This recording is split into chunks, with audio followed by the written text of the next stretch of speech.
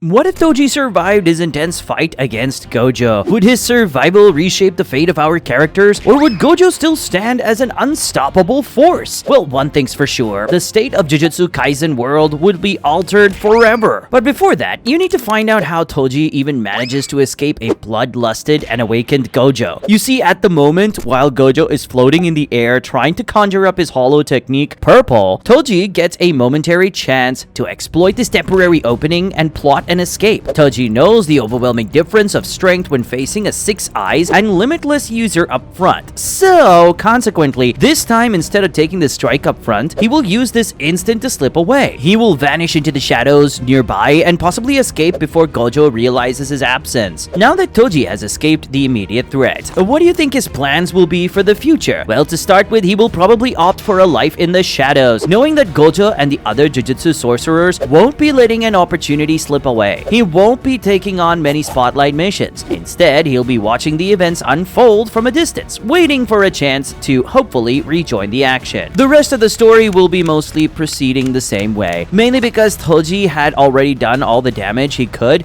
before his rematch against Gojo. Riko was already dead, and Geto had fallen into the abyss. The events of the Cursed Child arc will proceed the same, and Kenjaku will still take over Geto's body, resulting in the same outcome as in the original timeline. So what are the alterations that will occur due to this change? Well, the very first big change will be with Megumi. You see, in the original timeline, it was Toji's death wish in the fight against Gojo to do anything he wanted to with Megumi. But now that he's still alive, not to mention he really needs any money he could get, he would totally sell off Megumi to the Zenin clan, no questions asked. The deal he made with Naobito was that around the time Megumi is 5 or 6 years old, if he had an inherited technique, they would buy him for 8 figures, and 7 if he did. Naobito countered and said that they gladly would pay even 10 figures if Megumi had an inherited technique. And now that this will be true, Toji will be handing Megumi over in exchange for the quick cash. The other minor changes will be that there will be more cursed spirit activities,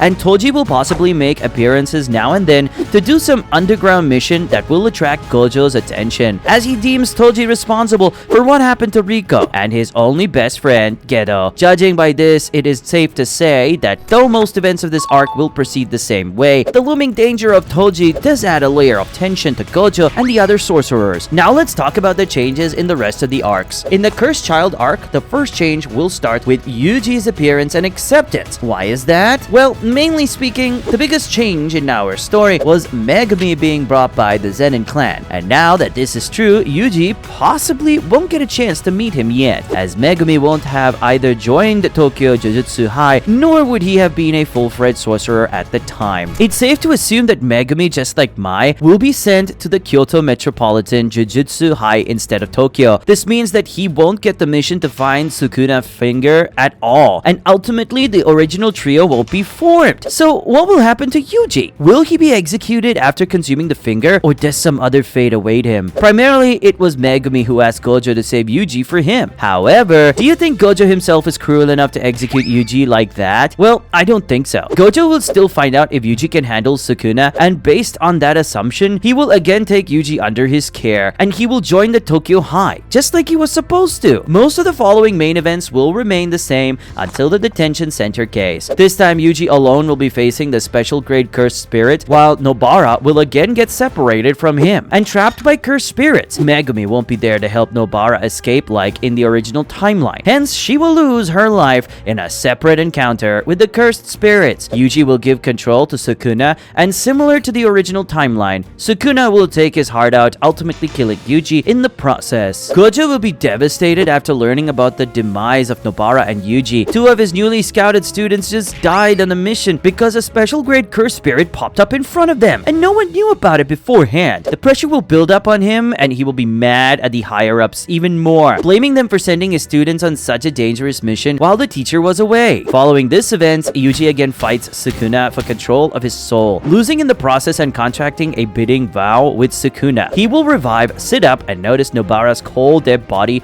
right next to him. This will really break him, as both of them had bonded up quite a lot in this short amount of time. This will give him the motivation to work even harder and train under Gojo to become so strong that something like this won't happen again. Yuji is now the only remaining first-year student at Tokyo High. There will be no changes to the versus Mahito arc, as none of the changed events have any interlink with this arc. Moving on, the Kyoto Goodwill event will proceed the same way. There won't be any major changes to the events occurring, only some differences as to how the interactions will go between the students and the fact that Tokyo High will have very less students compared to Kyoto High. The Kyoto High students, including Megumi, will still be ordered to take care of Yuji, who hosts Sukuna. This will be the first time Yuji will meet Megumi in this new timeline. So what will Megumi be like this time around? Considering the fact that he will be harshly trained by the Zenin clan, through the process, he will become a sorcerer dedicated to furthering the clan's interests. His personality will be much more crude, and he will face identity issues. One of the reasons for this delicate personality is Sumuki. The Zenin clan will use her as bait for Megumi to work hard and complete her missions. He'll be initially a non-vital actor and a manipulative character who will be following the clan's orders just as given. In his encounter with Yuji, the protagonist will knock some sense into him, and therefore he will start having afterthoughts, thinking about ways to handle his situation and possibly escape from the Zenin clan. This change will also give us the opportunity to explore the internal politics and conflicts within the clan, and how Megumi will turn from a random, unimportant character into one of the most vital characters of the series. The rest of the battles and situations will happen the same way. Each of the Tokyo High students will have to handle a number of the Kyoto High students, but somehow I don't doubt this will be an issue for them. The real issue will be that the Goodwill event will still be crashed by the cursed spirits, and they will have to face them alone before Gojo arrives to save the scene. Megumi will be saved by Yuji again, and this will increase his likability with him, considering that none of the Kyoto Goodwill students will bond much with him, knowing that he is a high shot of the Zenin clan. But Yuji doesn't mind any of that and treats him like a normal person. The next arc is the death painting arc. What do you think will happen here now that both Nobara and Megumi are missing? To put it simply, I think that this arc won't happen at all, and someone else will be sent off on this mission to handle the cursed spirits. Enzo and Ichiza will still die, but not by the hands of Yuji and Nobara this time. The cursed finger will be retrieved and given to the higher-ups, but Gojo, using his methods,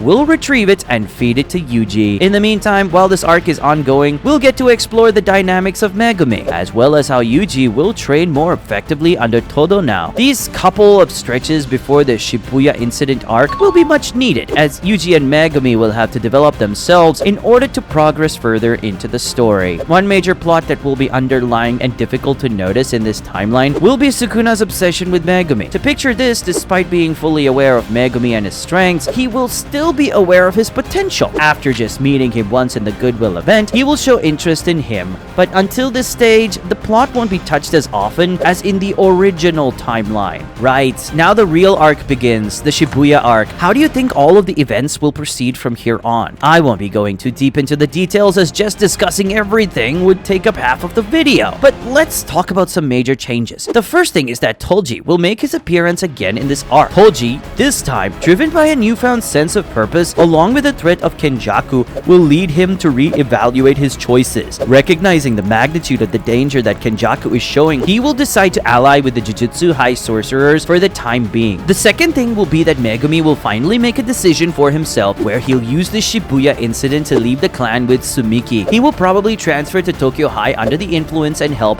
of Gojo, where Yuji will be the first one to accept him. Gojo will still be sealed despite his efforts, and most of the outcomes will remain the same. The same or even more amount of deaths could pile up, but there will also be plot advancements as Toji will jump in to help the sorcerers out. The one to change his views will be, of course, our main protagonist, Yuji. He will notice how he has changed Megumi, and this will in turn influence Toji to do something good and help the sorcerers out instead of just doing things for money. He will also get to explore the father-son conflict between Megumi and Toji as to why he sold him and what he expected from him. This will be an interesting turn in the story, as Megumi will start developing a different personality for himself. On top of that, he will be stronger than he ever was in the original timeline. The plot has been fully set, and now in the future arcs, sorcerers will have Toji aiding them from the shadows. The rest of the arcs will proceed just a bit differently, but the outcomes won't change. Itadori will again fake his death with the help of Yuta and will then be trained by Toji. Megumi will still be by his side. Sukuna will still be working on his schemes. Maki will exterminate the Zenin clan, and the calling game will proceed in a similar manner. All of this will be set in the storyline for the final Shinjuku arc, in which both Toji and Gojo together will be facing Sukuna and Kenjaku, and you know how this will turn out. Well, that's it for the what if theory of if Toji survive fighting Gojo. If you want to switch things up, why don't you check out this video of what if